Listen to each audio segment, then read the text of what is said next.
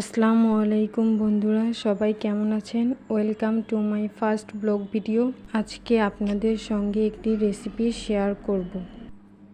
তো দেখতেই পারছেন আমি পুদিনা পাতা তুলতেছি, কারণ আপনাদের সঙ্গে আজকে পুদিনা পাতা। তো দেখতে পাচ্ছেন পুদিনা পাতাগুলো তোলা শেষ। আমি একটু ডাল ভিজিয়ে রেখেছিলাম। এখন পেঁয়াজ, আদা, রসুন, মরিচ কুচি করে নিয়েছি। তারপর ডালটা সুন্দরভাবে ধুয়ে নিলাম। তো আপনারা দেখতেই থাকুন। এখন পুদিনা পাতাগুলো সুন্দরভাবে পরিষ্কার পানি দিয়ে ধুয়ে নিতে হবে, যাতে কোনো ময়লা না থাকে।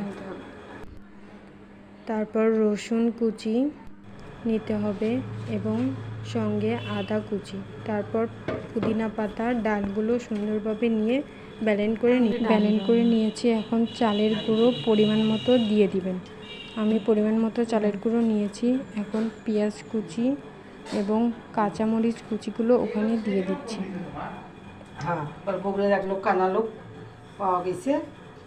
তারপর পরিমাণ মতো হলুদ গুঁড়ো, লবণ, লাল মরিচের গুঁড়া সুন্দরভাবে দিয়ে এখন সব ইনগ্রিডিয়েন্টস ভালোভাবে মেখে নিতে হবে। দেখেন, সুন্দরভাবে মেখে নিতে হবে, না হলে ভালো লাগবে না।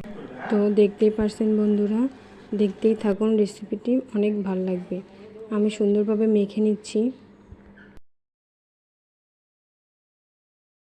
এখন চুলায় প্যান বসিয়ে দিতে হবে। প্যানটা গরম হয়ে গেলে তেল দিতে হবে। তেল দিয়ে এখন বড়াগুলো ভেজে নিব। দেখেন, বড়াগুলো ভেজে নিচ্ছি। বন্ধুরা, ভিডিওটা ভালো লাগলে লাইক কমেন্ট। দেখেন বড়াগুলো ভাজা হয়েছে, কত সুন্দর হয়েছে। ভিডিওটি ভালো লাগলে অবশ্যই সাবস্ক্রাইব করবেন।